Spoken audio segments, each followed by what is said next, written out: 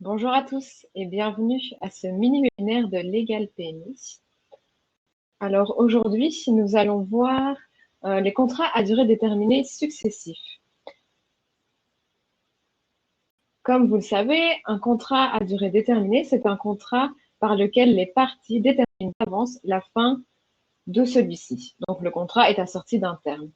Il est assez fréquent que les entreprises recourent à ce type de contrat. Ce type de contrat peut être justifié pour des raisons économiques, comme un surcroît extraordinaire de travail, ou encore par la nature du travail. C'est typiquement le cas pour les entreprises saisonnières. Toutefois, pour éviter que les employeurs contournent les règles applicables au CDI, des règles strictes ont été adoptées pour encadrer la conclusion de ce type de contrat. Quelles sont ces règles? Est-ce que la succession de ce type de contrat est autorisée ou pas? C'est ce que nous allons voir durant ce court webinaire. Alors, le principe, c'est que les parties doivent conclure un contrat à durée indéterminée. Et l'exception, c'est donc le contrat à durée déterminée. C'est pour cette raison que le contrat à durée déterminée est strictement encadré par la loi. Ainsi, en principe, l'employeur et le travailleur ne peuvent pas conclure de contrat à durée déterminée successivement.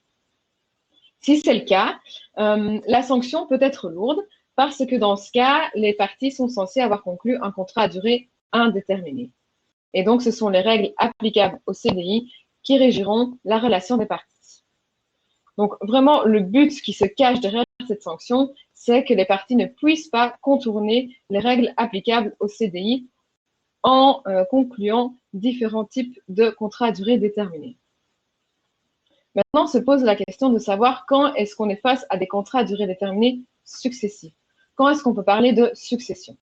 Alors, on peut parler de succession lorsqu'on est face à deux contrats avec une clause de terme qui se suivent et qui sont conclus auprès du même employeur. Dans ce cas-là, on sera face à des contrats à durée déterminée successifs. Donc, c'est typiquement le cas, par exemple, d'un employeur qui conclut avec un de ses travailleurs un contrat pour une période du 1er janvier 2021 au 31 juin 2021. Et à l'issue de cette période, il conclut un nouveau contrat d'une durée de 6 mois. Dans ce cas-là, on est face à deux contrats avec une clause de terme, donc 6 mois, qui se suivent et qui sont conclus auprès du employeur. Il est à noter qu'une interruption de courte durée entre les deux contrats n'est pas de nature à enlever le caractère successif des contrats. Donc, ce n'est pas parce qu'il y a une interruption de quelques jours ou de 2 semaines entre les deux contrats qu'on ne peut pas considérer qu'il y a une succession de contrats. Deuxième point important, c'est que seul le travailleur pourra invoquer la présomption selon laquelle les contrats de travail à durée déterminée successifs constituent un CDI.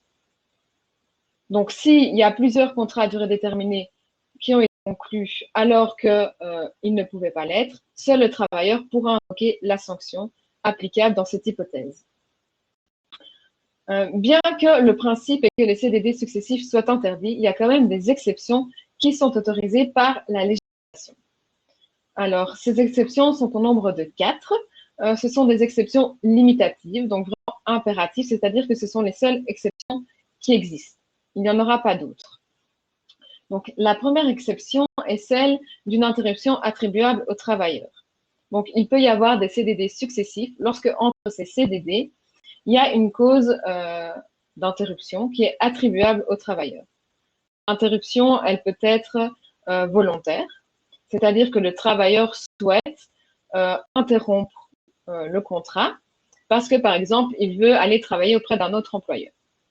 L'interruption peut aussi avoir un caractère involontaire. Par exemple, c'est typiquement le cas d'un travailleur qui n'a pas renouvelé son permis de conduire ou qui a perdu son permis de conduire, alors que c'est quelque chose d'essentiel pour l'exécution de son contrat de travail. Par exemple, un chauffeur poids lourd doit disposer de son permis de conduire. S'il n'en a pas, il ne pourra pas exécuter son travail. Dans ce cas-là, il y a une interruption entre les contrats qui est involontaire. La deuxième exception, c'est lorsque la conclusion de CDD successifs est justifiée soit par la nature même du travail, soit pour d'autres motifs légitimes. Alors, qu'est-ce qu'on entend par nature même du travail? Donc, par la nature du travail, c'est typiquement les entreprises saisonnières. pour un travail saisonnier. Dans ce cas-là, on pourra avoir des CDD successifs. Pour les motifs légitimes, là, c'est un peu plus difficile à appréhender puisqu'on n'a pas réellement de définition dans la loi. Ce sera plus au cas par cas. En réalité, par motif légitime, il faut que ce soit quelque chose qui est indépendant de la volonté de l'employeur et qui ne peut pas relever une intention de se soustraire aux règles du CDI. Donc, on peut par exemple avoir des contrats qui sont subventionnés. Dans ce cas-là, on pourra avoir des CDD. Les motifs légitimes, ça peut être aussi pour le secteur du spectacle. On peut aussi avoir l'intérêt du travailleur comme motif légitime. Donc, c'est permettre aux travailleurs de trouver, rechercher un nouvel emploi. Il y a aussi dans les motifs légitimes les raisons économiques défavorables à l'entreprise qui sont prises en considération.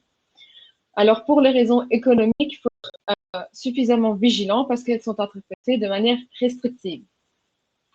C'est-à-dire que les cours et tribunaux vont être assez stricts avec cette raison, sauf si la conclusion de CDD successives est liée au renouvellement d'une autorisation, d'un budget ou d'un subside. Dans ce cas-là, l'interprétation sera un peu plus souple. Mais donc, il faut toujours aller voir au cas par cas et la raison qu'il y a derrière cette succession de contrats. Ensuite, on a une troisième exception qu'on appelle la règle des 4-3-2, c'est-à-dire que la conclusion de CDD successives est autorisée pour une durée de 2 ans maximum. Alors, la durée minimale des contrats est de 3 mois et on peut avoir maximum 4 contrats à durée déterminée. Et donc, ces 4 contrats à durée déterminée ne peuvent pas avoir une durée de plus de 2 ans au total. Ensuite, on a une dernière exception qui est l'autorisation préalable du contrôle des lois sociales. Donc, l'employeur peut demander au contrôle des lois sociales d'avoir une autorisation expresse de conclure des contrats à durée déterminée successifs.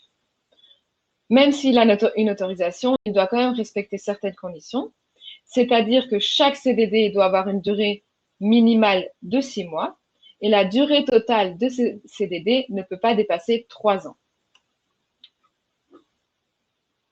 Donc ça, c'était vraiment les 4 exceptions dans lesquelles on peut conclure des contrats à durée déterminée successifs. Il y a 2 points d'attention. Le premier point, c'est que les durées maximales dont je viens de parler, c'est-à-dire dans les 2 dernières exceptions, donc la durée maximale de 2 ans et de 3 ans, ne sont pas des durées qui peuvent être prolongées en cas de suspension de l'exécution du contrat de travail. Donc, si le contrat de travail est suspendu pour cause de maladie, par exemple, de vacances annuelles, la durée de 2 ans ne sera pas prolongée le temps de ces vacances ou de la maladie. Autre point d'attention, c'est qu'il n'y a pas de durée minimale pour un CDD. Un CDD peut être conclu pour 1 jour, 9 mois ou 5 ans. Il n'y a pas de durée minimale ou de durée maximale. Les seules durées qui sont imposées sont celles prévues pour les exceptions, donc pour les CDD successifs. Donc ça, c'est bien des éléments à garder à l'esprit. Si on sait qu'on ne va conclure qu'un CDD, qu'il n'y en aura pas d'autres par la suite, on peut conclure un CDD pour 9 mois, pour 15 jours. C'est tout à fait envisageable. Si maintenant, on sait qu'il va y avoir plusieurs CDD qui vont s'accumuler, dans ce cas-là, ils devront avoir une durée minimale de 3 mois si on se situe dans la 3e exception. Donc, il faut bien garder ces points d'attention à l'esprit. Donc, lorsque l'employeur désire conclure des contrats à durée déterminée de manière successive, il devra bien veiller à se trouver dans une des hypothèses prévues par la loi. Pourquoi? Parce que sinon, il risque de s'exposer à des sanctions. Et la principale sanction, c'est que le contrat sera soumis aux règles applicables au CDI. Et donc, par exemple, respecter le délai de préavis qui est applicable en cas de contrat à durée indéterminée. Donc, il faudra toujours être vigilant et à se trouver dans une des 4 hypothèses qui a été acceptée, dans une des 4 exceptions qui a été acceptée par la législation.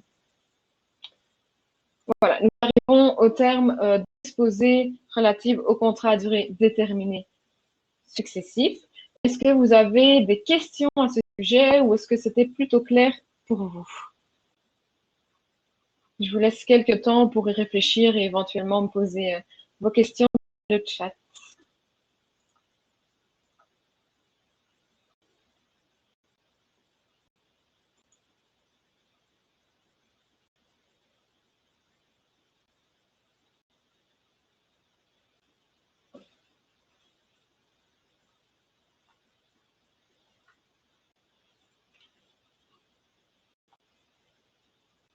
Quelqu'un me dit que c'était très clair. Merci pour le retour. Je vois qu'il n'y a pas de questions, donc c'est parfait. C'est que l'exposé était plutôt clair et compréhensible. N'hésitez pas à revenir vers nous si vous avez une question à ce sujet ou si vous avez une autre question relative au droit du travail. Nous nous ferons un plaisir de vous accompagner. Il me reste à vous souhaiter une excellente journée et à bientôt.